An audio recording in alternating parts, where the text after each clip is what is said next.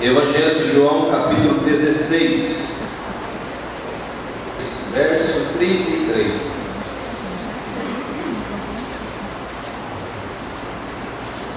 Diz assim a palavra de Deus: estas coisas vos tenho dito, para que tenhais paz em mim. No mundo passais por aflições, mas tende bom ânimo, eu venci o mundo. Vamos ler todos nós juntos. Essas coisas vos tenho dito, para que tenhais paz em mim. No mundo passais por aflições, mas tende bom ânimo, eu. Amém. Romanos capítulo 5, vamos ler mais um texto. Romanos capítulo 5,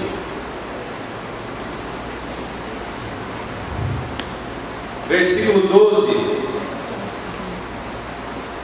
Mateus, Marcos, Lucas, João, Atos, Romanos.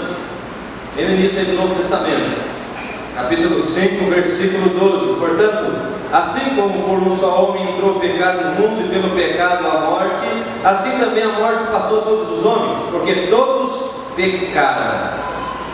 Queridos irmãos, quero nessa noite falar sobre o seguinte tema, uma pergunta: por que sofremos?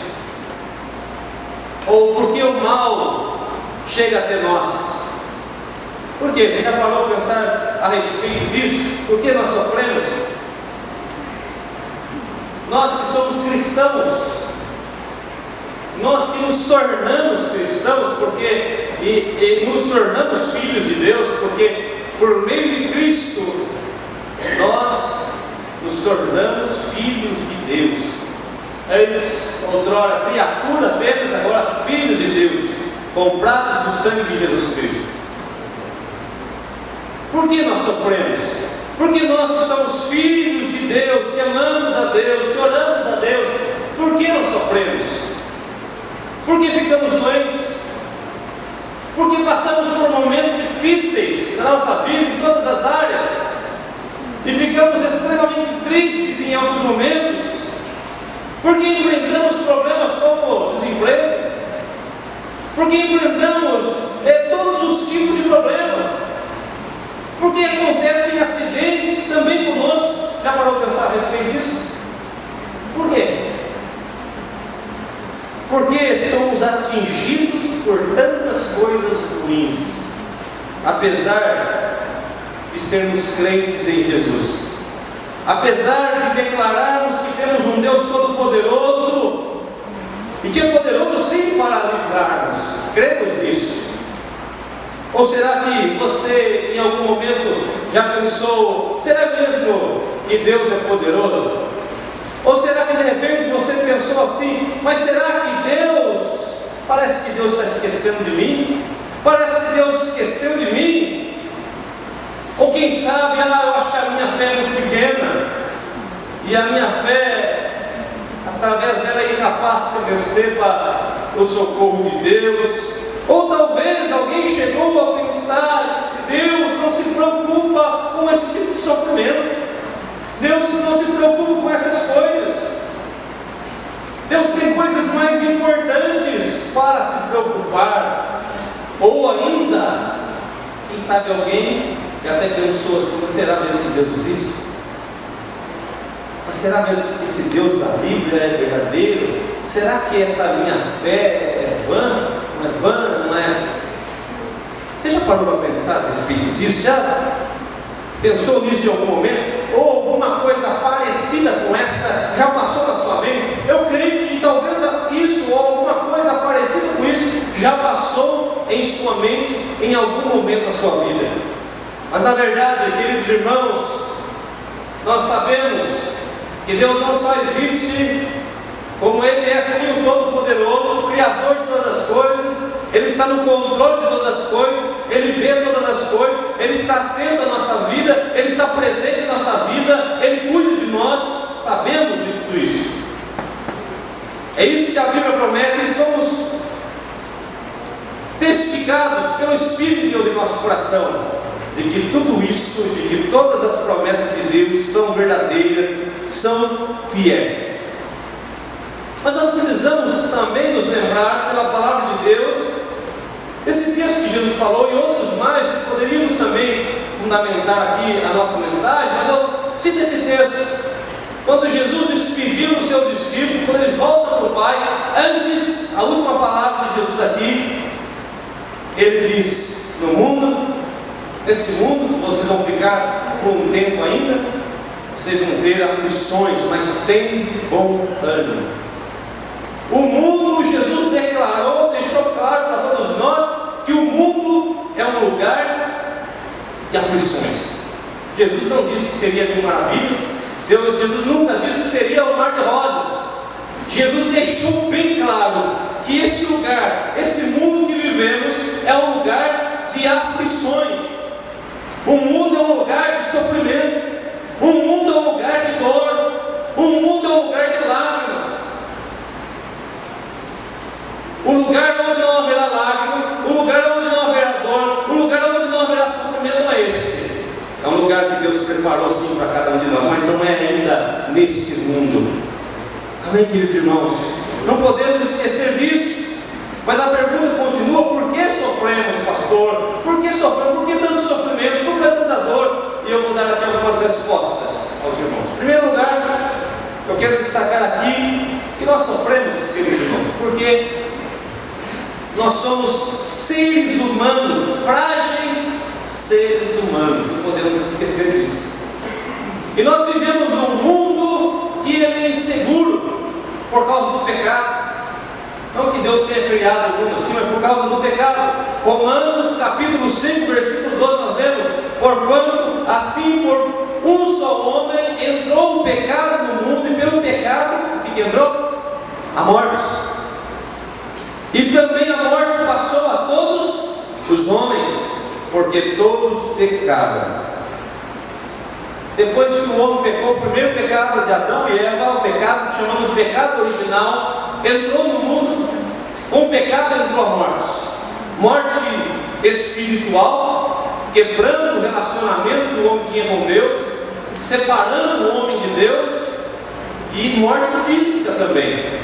Deus criou o homem para viver eternamente ao seu lado, mas a desobediência gerou morte. Nesse sentido, queridos irmãos, apesar de amarmos a Jesus, saber que Ele nos ama, apesar de termos a convicção, a certeza de que o Espírito do Deus Altíssimo habita em nós, habita em nossos corações, apesar de o poder do Todo-Poderoso habitar em nós, habitar no crente, porque o poder de Deus habita no crente fiel, no crente que anda com Deus, no crente que é fiel a Deus. Apesar de todas essas promessas, nós continuamos sofrendo nesse mundo, porque não há nenhuma promessa que nós ficaríamos livres de sofrimento.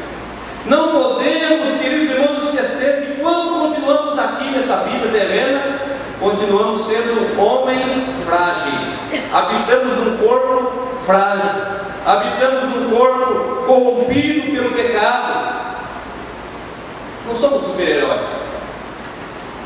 Não somos, agora a moda aí dos mutantes, dos filmes, dos mutantes. Não somos mutantes, somos seres humanos. Mas eu entreguei minha vida a Jesus, o Espírito de Deus está em mim, o poder de Deus está em mim. Sim, mas continuamos frágeis. Vivemos num mundo contaminado pelo pecado. A natureza foi contaminada pelo pecado, a Bíblia diz. No entanto, que a palavra de Deus nos diz que a própria natureza e toda a criação, ela geme pela volta do Senhor, pela redenção. Tudo foi contaminado. Tudo foi contaminado pelo pecado. Nós vivemos num mundo, queridos irmãos, onde o terremoto vem, abala todas as coisas e as pessoas morrem. E crentes em Jesus morrem. Graças a Deus aqui no Brasil nós não temos terremoto, mas os desastres acontecem. Vivemos num mundo que a tempestade vem com ventos fortes, os rios enchem e as pessoas morrem. Vivemos num mundo, queridos irmãos, que o fogo ele queima e as pessoas morrem. Nós vimos um desastre essa semana lá no Rio de Janeiro, lá sede lá do Flamengo. Tristeza. Todos nós nos entristecemos muito com aquilo. Mas é isso, queridos irmãos.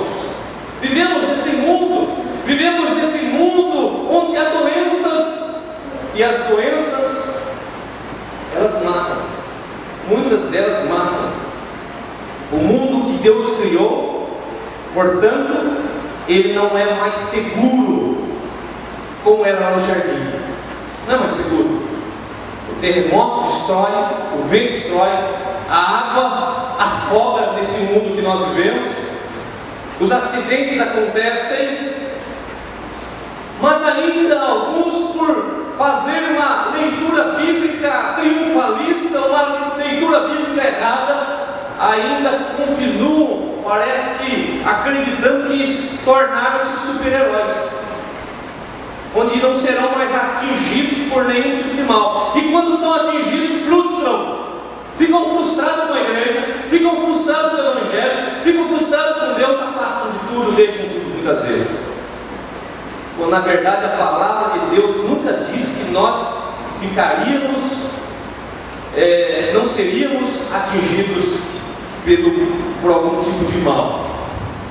Eu vi um documentário já faz um bom tempo, um vídeo na internet, um documentário que relatava alguns jovens, não foi nesse país, não lembro, não sei dizer agora qual país foi, não foi no Brasil, relatava que alguns jovens cristãos num certo país, já faz tempo esse vídeo e é um documentário antigo, mas esses jovens leram um texto que Jesus andou por sobre as águas,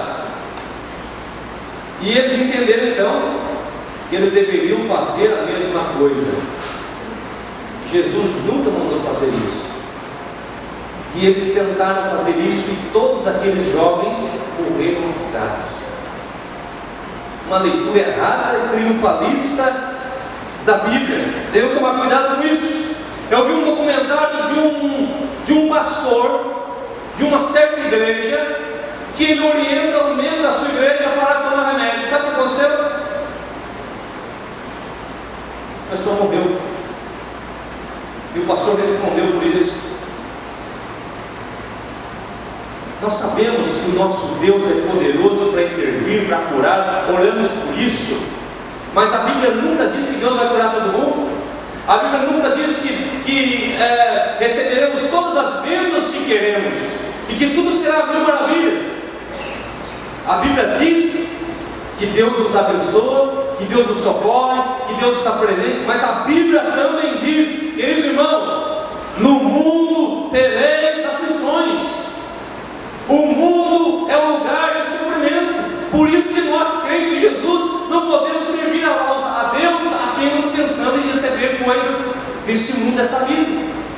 Tem muito crente pensando em Deus, buscando a Deus apenas para as coisas dessa vida. O nosso foco maior, o nosso alvo maior não é aqui nessa terra. Se Deus não te der tudo que você quer, ou não responder a tua oração como você quer, você deve continuar servindo ao Senhor, continuar andando nos caminhos do Senhor, porque algo maior, melhor está por vir, e não é aqui, neste mundo. A Bíblia nos fala em Eclesiastes capítulo 9, versículo 2, que tudo sucede igualmente a todos. O mesmo sucede ao justo que ao perverso, ao puro e ao impuro. Ou seja, tanto crentes como não crentes, o ateu, o ímpio, estão sujeitos ao sofrimento. Se o ímpio sofre, o cristão também pode sofrer. E eu vou além. O cristão tem um tipo de sofrimento que o cristão sofre que o ímpio não sofre. Então o cristão pode sofrer até mais que o ímpio. Sabe qual é? O cristão sofre para se afastar do pecado. Ele luta contra a sua carne, ele luta contra a sua natureza. O ateu não faz isso, o ímpio não faz isso. O cristão, ele pode ser perseguido por Evangelho, por causa do Evangelho, e em determinados lugares do mundo, ele é até morto por causa do Evangelho. O ímpio não.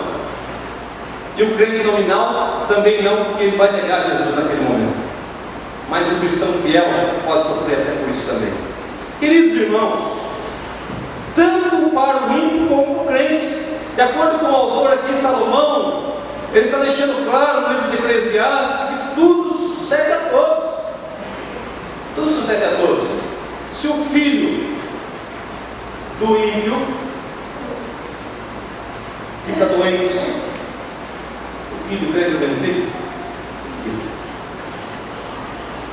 Os desastres podem acontecer na vida do impode, e pode acontecer também na vida do crente.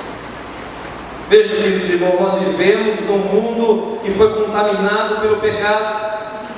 O nosso corpo é um corpo corruptível. Um corpo que foi contaminado também pelo pecado, pelo mal. Foi um corpo que ele se corrompe em todos os sentidos. Agora é claro, aonde nós precisamos colocar a nossa esperança? Estou falando aqui do que está por vir. A Bíblia nos fala que quando chegar o grande dia, que dia é esse, pastor? O dia da ressurreição, o dia da volta de Jesus Cristo. E é aí que nós precisamos estar com nossos corações firmes e aquecidos e esperançosos. É claro que eu e você, nós oramos para que esse presidente que foi eleito, toda a equipe dele, possa fazer uma boa administração do país e possa abençoar nosso país. Mas a minha esperança e a sua esperança não pode estar nisso. A nossa esperança deve estar na volta e na redenção do Senhor.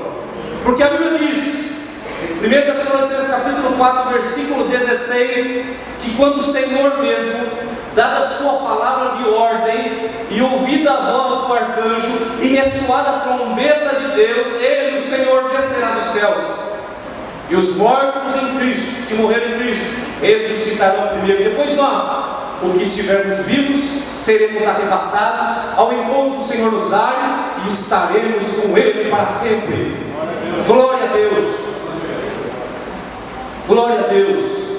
É isso que deve encher o nosso coração, porque quando isso acontecer, vai cumprir-se o que está em 1 Coríntios 15:53. O que está lá, pastor? Está escrito. Porque convém que isso que é corruptível. O que é corruptível? Essa carne aqui, ó, esse corpo corruptível, isso que é corruptível, se revista a incorruptibilidade. Isso que é mortal, se revista a imortalidade. Aí sim seremos imortais. Aí sim receberemos um corpo novo, um corpo conforme o corpo de Cristo. Aí sim não teremos mais enfermidade. Aí sim não vamos chorar mais, não vamos sofrer mais. Não haverá problema econômico, não haverá nada disso. Haverá, o lugar onde nós vamos morar será maravilhoso. A Bíblia fala de um novo céu e de uma nova terra. Não é mais esse mundo, é um novo céu, uma nova terra, onde será tudo perfeito. Amém, queridos? A nossa fé, ela precisa ser uma fé racional. Não possamos ser esses crentes só emoção. Claro que temos emoção, mas só emoção. Precisamos pensar. A minha fé está amparada no quê? Se eu recebo um salário melhor, se eu consigo comprar aquele carro, aquela casa, é nisso que a minha fé está amparada? A minha fé está amparada, a sua fé deve estar amparada em Cristo Jesus, na sua promessa. Novos céus e nova terra. Eu vou continuar respondendo a pergunta. A pergunta é por que sofremos? Porque vivemos num mundo que é contaminado pelo pecado, porque somos frágeis e também contaminados pelo pecado. Em segundo lugar, porque o mundo que vivemos é habitado por pessoas que são conduzidas por sua natureza pecaminosa. As pessoas que vivem nesse mundo, queridos irmãos, as pessoas que já viveram no passado, exceto Cristo, que foi homem e não pecou. As pessoas que viveram, as pessoas que vivem, que viverão ainda, todas elas são conduzidas pela sua própria natureza, que é pecaminosa. O texto que nós lemos diz que por um homem entrou o pecado no mundo, e a partir disso todos pecaram. Todos pecaram. Portanto, irmãos, nós temos uma natureza que nos leva a praticar o quê? O pecado. Nós, quando nascemos, já nascemos por natureza pecadores, Deus bebê. O salmista diz: em pecado concebeu minha mãe. Mesmo bebezinho, a natureza pecaminosa, a natureza ruim está nele, está em nós, está em todos os homens.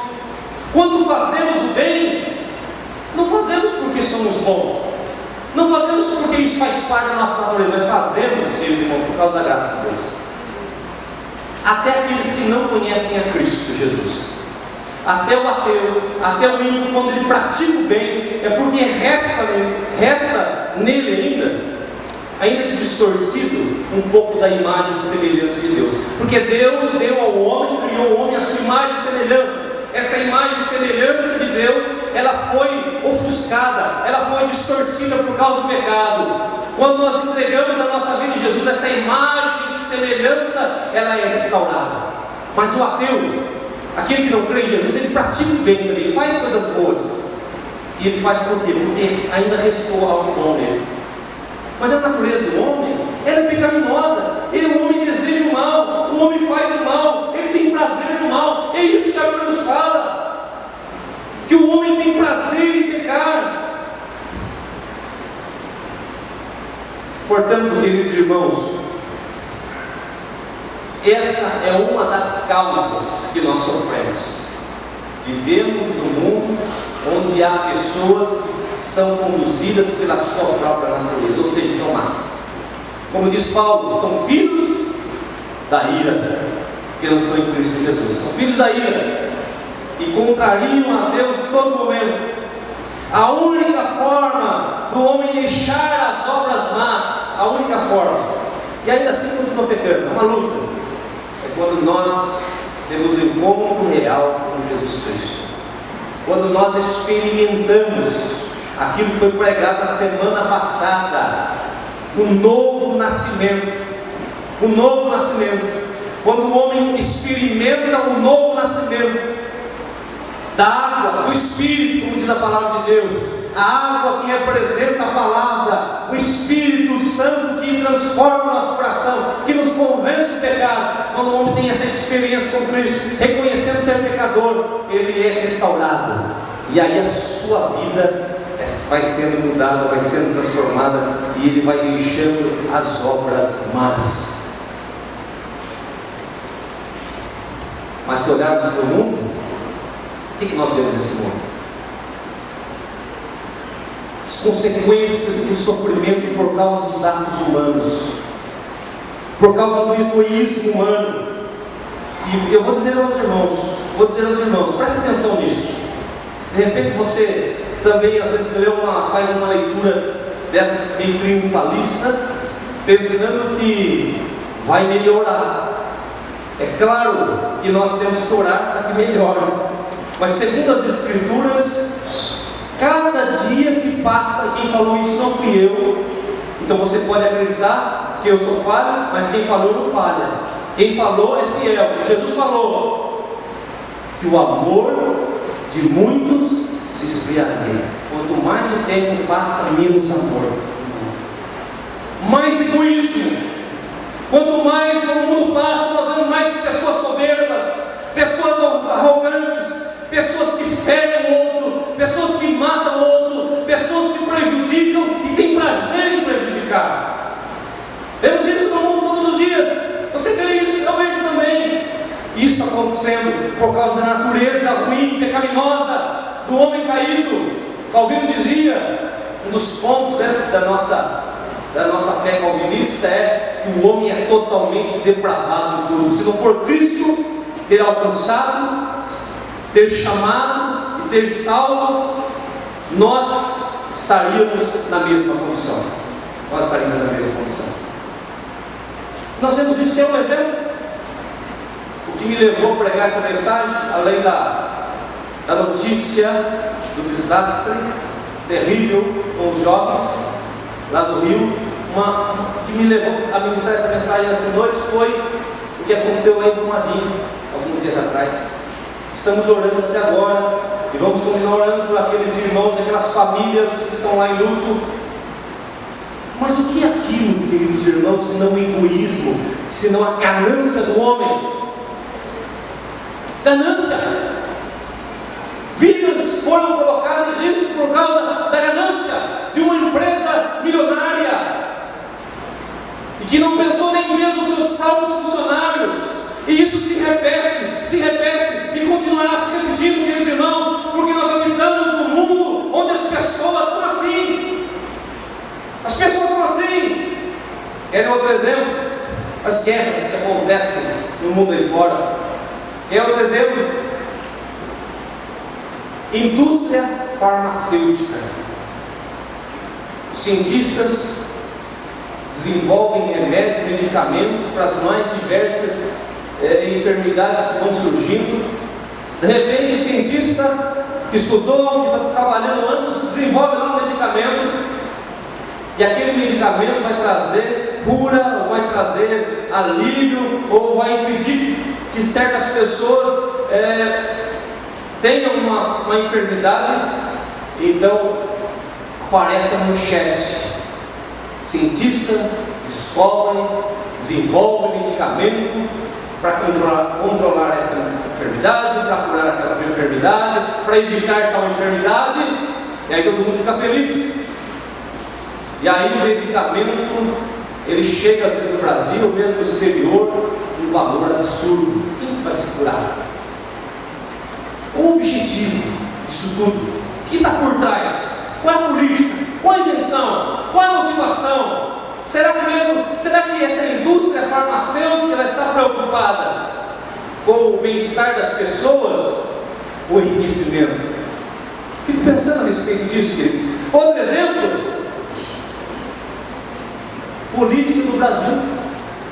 Não só do Brasil, mas estamos aqui, então vamos falar do Brasil. Política do Brasil, onde os homens que representam o povo pensam só em si mesmo e criam leis para si mesmo.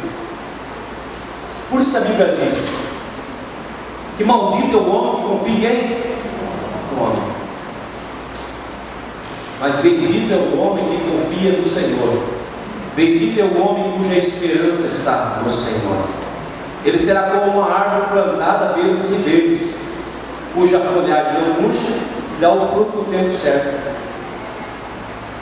Não se engane, meu irmão, minha irmã. Confie em Deus, espere em Deus e entenda: enquanto estivermos nesse mundo, haverá homens maus, haverá pessoas e poderes que estão debaixo das trevas e vão praticar o mal, e nós podemos ser atingidos sim, mesmo sendo cristãos. Terceiro lugar, a ação de Satanás. Nós sofremos, queridos irmãos, sofrimento chega na nossa vida por causa também da ação. Eu falei do homem, do pecado, da natureza, mas agora estou falando da ação de Satanás, que usa homens, que usa pessoas, que usa poderes. Jesus disse que Satanás, ele é como um ladrão. O ladrão, ele entra numa residência, numa casa de família, e o objetivo, Jesus falou e deixou muito claro, é matar, roubar e destruir. Esse é o objetivo do ladrão. E assim que o diabo faz, assim que Jesus disse que ele faz. 1 Pedro 5,8, o apóstolo Pedro disse: vigiai, sede sóbrios e vigiai, porque o diabo, vosso adversário, anda ao vosso derredor, rugindo como um leão, buscando alguém que ele possa devorar. Ele age ao nosso derredor, e ele quer encontrar uma brecha para que ele entre e traga destruição, e tem trazido muita destruição nesse mundo que vivemos. A ação dele. A Bíblia diz que o mundo jaz no maligno. Efésios capítulo 4, versículo 27, nos diz lá o apóstolo Paulo à igreja: não deis lugar ao diabo. Não deis lugar ao diabo. Então não pense, meu irmão e minha irmã, que só os que não são cristãos que sofrem da apelação do diabo. Na verdade, os que não creem em Jesus Cristo como seu único Senhor e Salvador já são o diabo. Quem não crê em Jesus já é do diabo. Mas é isso, pastor, é o que a Bíblia diz. Pode ser radical, mas é isso que a Bíblia diz. A única forma de pertencermos a Deus é por meio de Jesus Cristo.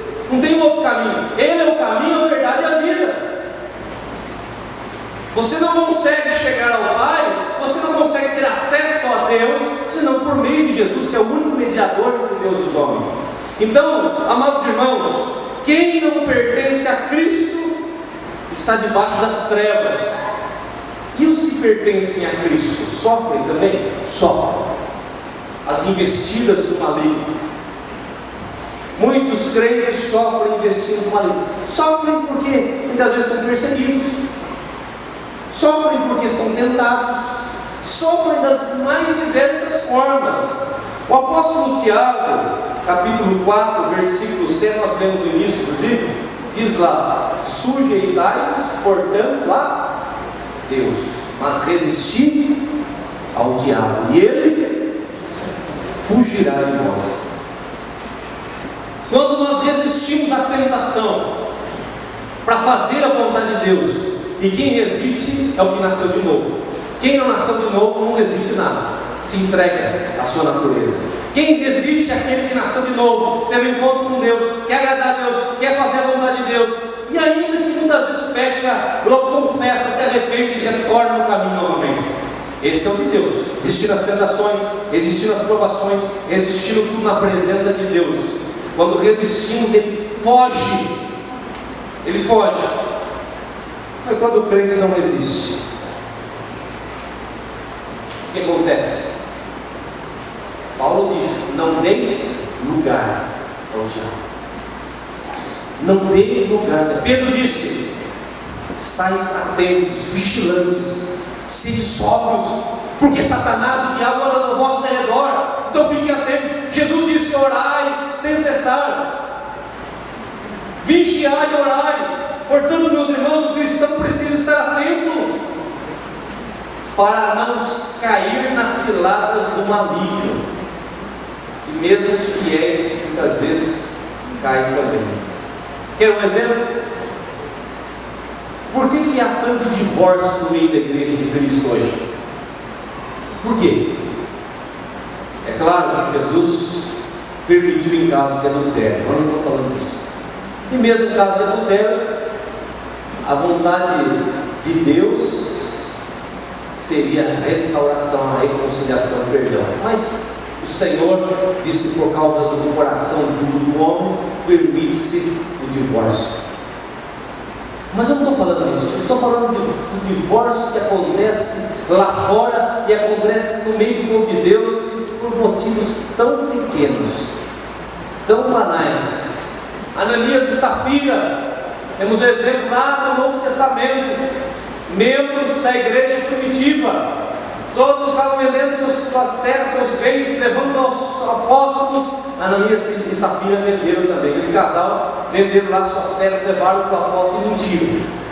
Ninguém era obrigado a fazer nada, mas eles mentiram.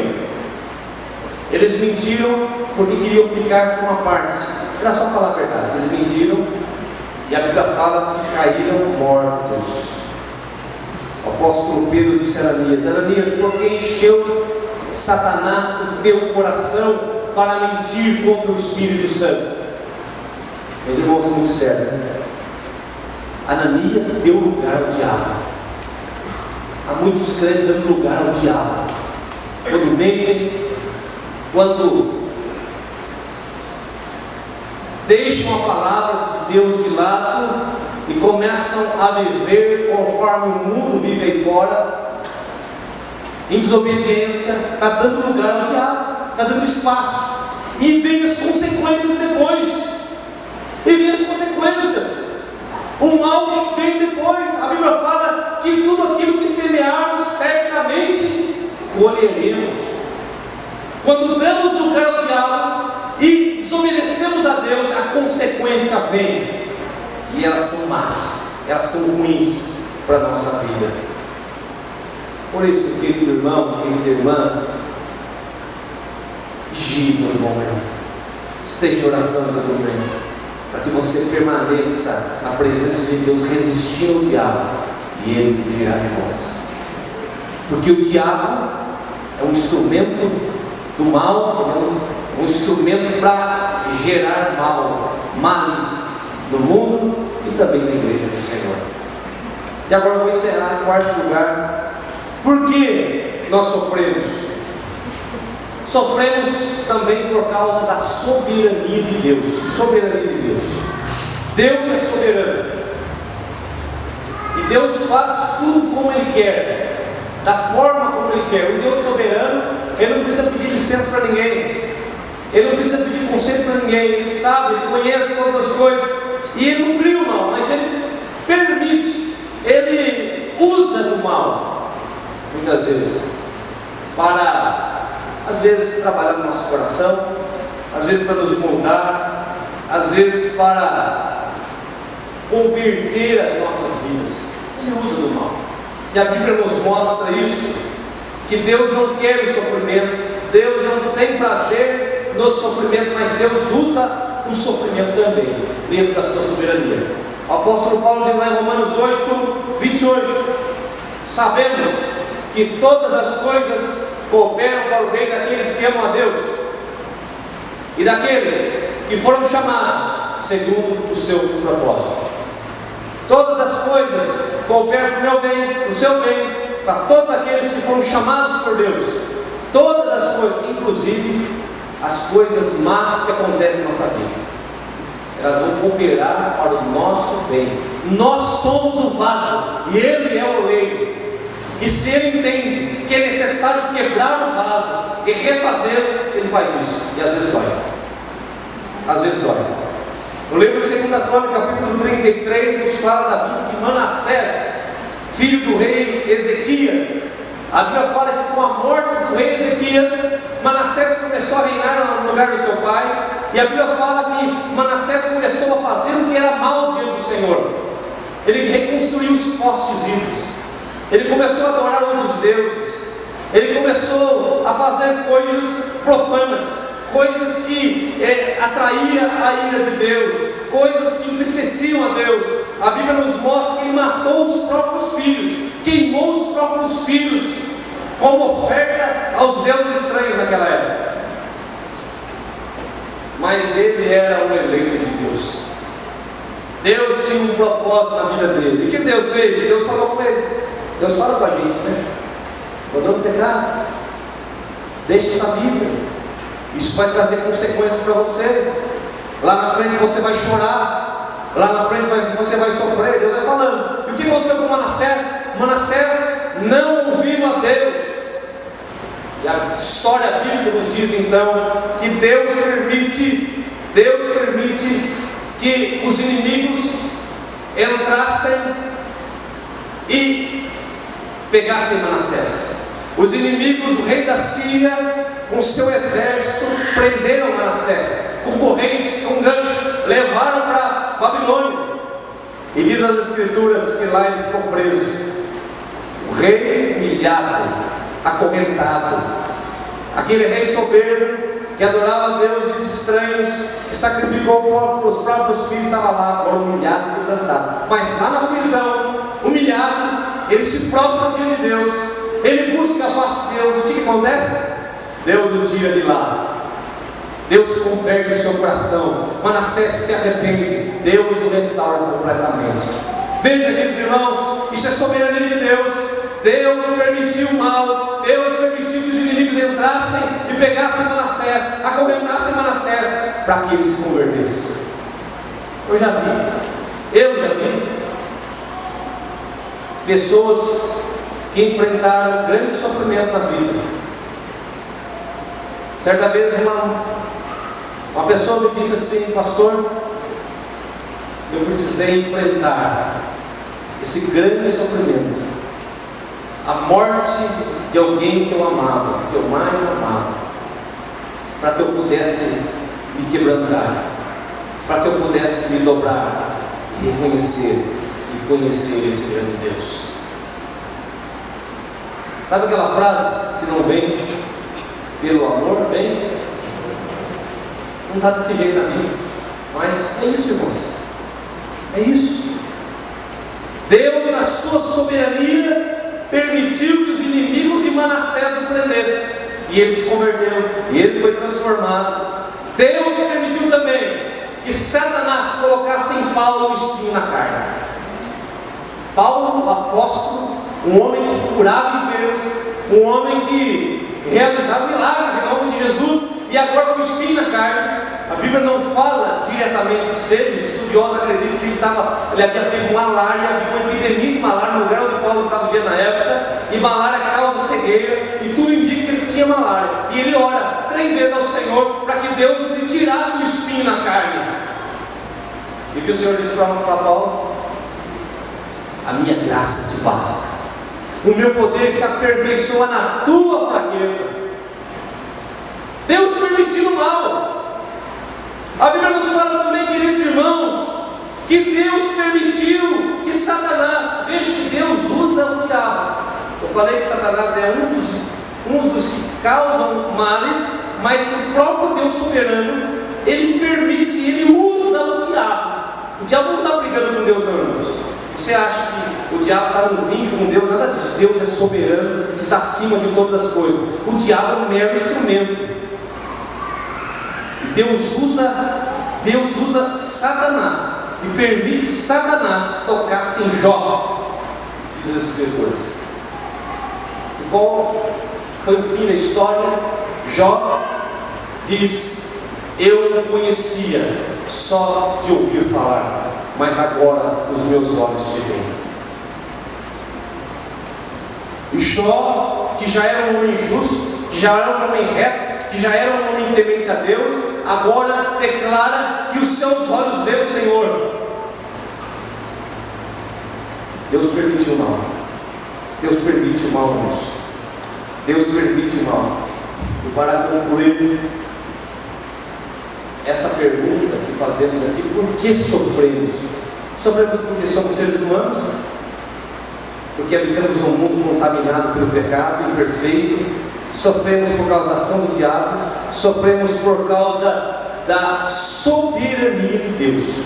Aprendemos isso essa noite. Eu quero dizer para você que isso não significa que Deus não nos socorre, que Deus não nos abençoa, que Deus não se manifesta em meio ao sofrimento. Nosso Deus, volta novamente lá na introdução, é Deus presente, é Deus amor, é Deus misericordioso, é Deus que tem um plano na sua vida, um plano que não se resume nessa terra, mas que se estende à eternidade. Esse é o nosso Deus. Se você está sofrendo por algum desses motivos, seja o que for, humilhe-se diante do Senhor, busque a face de Deus, porque Ele pode intervir, Ele pode mudar a tua história, Ele pode restaurar todas as coisas. E ainda que Ele, na sua soberania, como dizia Paulo, diga para você: a minha graça te basta, ainda assim Ele te dará condições para suportar. Amém, queridos irmãos? Amém. Eu prego essa mensagem nessa noite com o objetivo de ensinar a igreja a ter uma fé racional, uma fé que pensa, não sermos crentes fracos, que qualquer motivo está se afastando da igreja, qualquer motivo está desistindo da fé. Entenda, o mundo é lugar de sofrimento, mas temos um Deus presente, um Deus que consola, como tem consolado famílias lá em Brumadinho, como tem consolado as famílias desses jovens que morreram essa semana. Eu tenho certeza disso. Como tem consolado o coração de irmãos e irmãs que sofrem. Temos um Deus que nos fortalece, um Deus presente e um Deus também que muitas vezes intervém e realiza milagres extraordinários. Amém, queridos irmãos? Que Deus abençoe a sua vida nessa noite. Que nada tire você da presença de Deus. Ao contrário, que as dificuldades e os problemas sirvam ainda para nos fortalecer para a glória do Senhor. Amém.